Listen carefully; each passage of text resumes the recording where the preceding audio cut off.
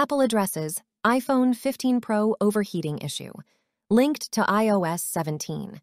Bug Apple has responded to complaints about the iPhone 15 Pro and Pro Max overheating, stating that the issue is caused by a software bug in iOS 17 rather than a hardware design flaw. The company reassured users that the titanium frame and aluminum substructure of the new phones actually dissipate heat better than the stainless steel used in previous Pro models. Reports of overheating began to surface shortly after the release of the iPhone 15 series, with some users sharing pictures of their devices reaching temperatures over 80 degrees Fahrenheit. However, during a review of the phones, the author did not experience any overheating issues.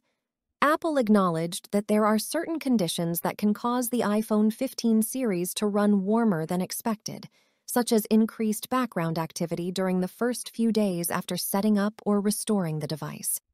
They also identified a bug in iOS 17 that is impacting some users and assured that it will be addressed in a future software update.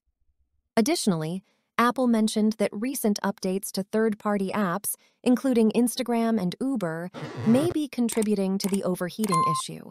The company is working with these app developers to roll out fixes.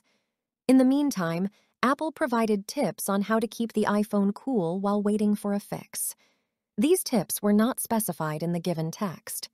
Overall, Apple acknowledged the overheating issue with the iPhone 15 Pro and Pro Max, attributing it to a software bug and third-party app updates, and reassured users that it is actively working on resolving the problem through software updates and collaboration with app developers.